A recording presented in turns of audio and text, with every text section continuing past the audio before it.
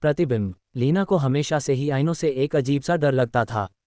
ऐसा नहीं था कि उसने कभी कुछ अजीब देखा था, बस एक अजीब सा एहसास, जैसे आईने केवल कांच भर नहीं हैं, जैसे वे कुछ और भी छुपा रहे हों।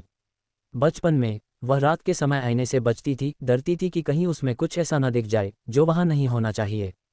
इसलिए जब उसने अपने नए अपार्टमेंट में एक पुराना भव्य आईना अलमारी के पीछे पड़ा पाया तो उसकी रीढ़ में ठंडक दौड़ गई।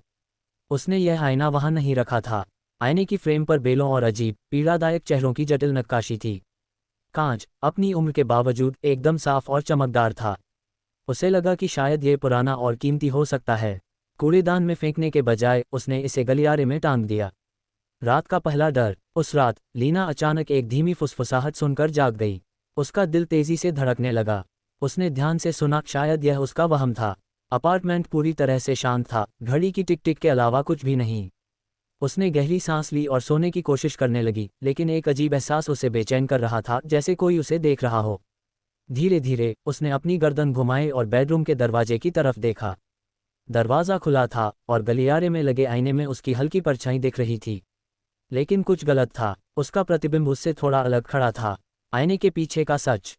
लीना झटके से उठी और आईने की ओर ध्यान से देखने लगी। कम रोशनी में भी उसने देखा कि आईने में जो लड़की खड़ी थी उसके होंठों पर एक हल्की मुस्कान थी, जबकि लीना खुद भयभीत थी।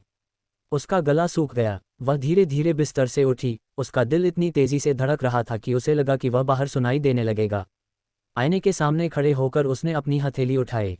आईने में उसका प्रतिबिंब भी हिला, लेकिन उसकी आंखों में एक अजीब चमक थी, एक असली जिंदा इंसान की तरह, न कि एक साधारण प्रतिबिंब की।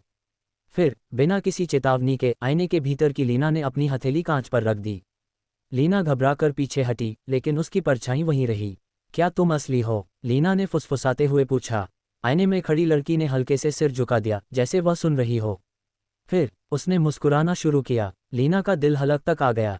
वह पीछे हटने लगी, लेकिन तभी आईने के भीतर की लीना अचानक आगे बढ़ी।